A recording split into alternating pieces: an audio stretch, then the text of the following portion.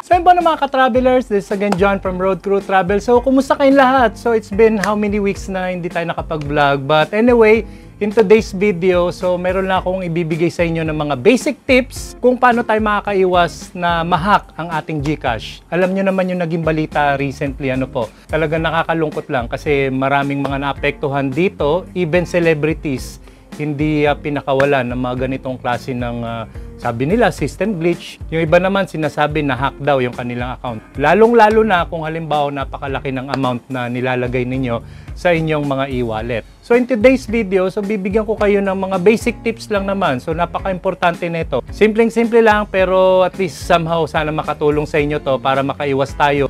Pero before anything else mga ka-travelers, so channel ID muna tayo. Okay, so tara let's!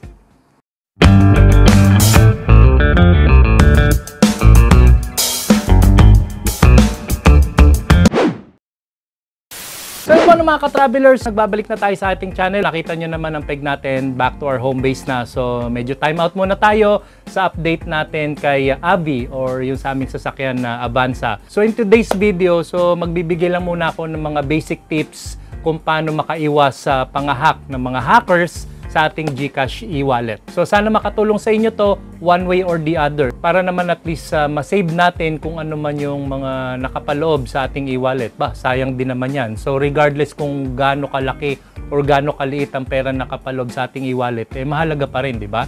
Okay, so without further ado, tungo na tayo sa ating mga tips. Okay, so tip number 1, kung mapapansin nyo naman, pag nag-access kayo ng inyong GCash, meron silang mensahe doon na sinasabing, do not share your MPIN. So, yun yung aking tip number 1. Siyempre, bakit mo nga naman i-share ang inyong PIN kung kani-kanino lang? Even kahit sa kamag-anak nyo or kahit sa kaibigan nyo pa. Hindi naman sa sinasabi nating wala tayong tiwala, pero siyempre, PIN number natin yan. So, ibig sabihin, personal identification number natin. So, dapat tayo lang talaga ang makaka-access ng ating e-wallet at tayo lang din na nakakaalam ng ating MPIN. Nice! And then tip number 2 mga ka-travelers, so iwasan nyo magkiklik-click ng mga link na nare-receive nyo sa inyong mga emails or sa inyong mga text messages sa inyong cellphone. So meron dyan nagsasabi na nanalo kayo ng ganitong price or meron kayong makukuhang ganitong amount sa inyong GCash, basta i-click nyo lang itong link na to. So iwasan nyo yun mga ka-travelers, siguradong sigurado hackers ang may pakanan yan. So para makaiwas na tayo rito is wag nyo na lang itong pansinin at i-delete nyo na lang ito sa inyong inbox. Pangatlo, social engineering. Hindi to yung kurso na nakukuha sa college, What? So ano nga ba tong social engineering na to? Okay, kung titingnan natin ang ibig sabihin ng social engineering, dito kay Google sabi niya, the use of deception to manipulate individuals into divulging confidential or personal information. So, ibig sabihin nito, gumagawa ng paraan ng mga hackers para makuha ang mga personal information nyo, either sa text o paminsan naman sa tawag. Mapapansin natin, may mga cases na rin tayong napapanood na ganyang situation sa YouTube or sa kahit anumang social media.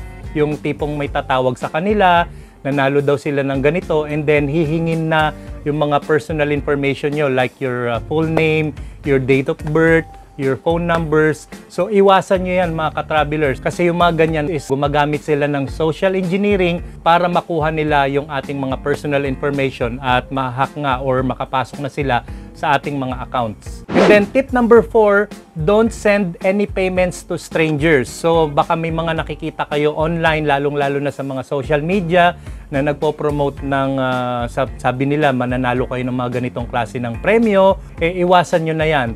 Hindi totoo yan mga ka-travelers. So fake news pa yan Iniengganyo lang kayo kunyari na mga ganitong klase ng mga amount or paminsan pa nga hindi lang 500 pesos yan or 1,000.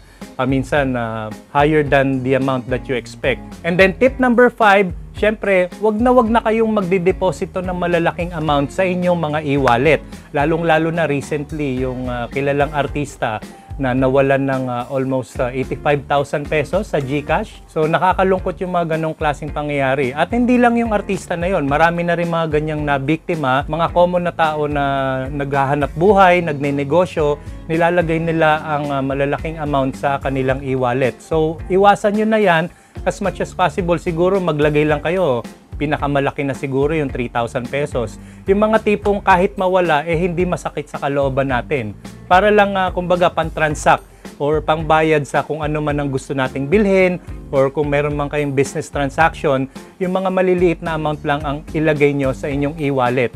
Para kahit papano, kung mawala man ito or kung mahak man ito, is hindi masakit sa bulsa natin, di ba? And then tip number 6, kapag duda na kayo na maglagay sa pera ng inyong e-wallet, so you might as well deposit your cash or your money sa bangko na lang. And then tip number 7, so kung halimbawa na-experience nyo na nagkaroon ng fraudulent activities sa inyong e-wallet, so wag na kayo mag-atubili na tumawag sa hotline ni GCash para at least may report ito at maimbestigahan nila yung pangyayari sa inyong e-wallet. Good job! At yung pang maiksing vlog na na-present ko sa inyo ngayon, I hope may natutunan kayo at sana makatulong itong tips na binigay ko sa inyo sa video na ito. At kung di pa kayo nakasubscribe sa aming channel, don't forget to subscribe Road Crew Travels at i-hit nyo na rin ang notification bell para updated kayo palagi sa aming susunod na vlogs. So till next time mga ka-travelers, maraming salamat at God bless!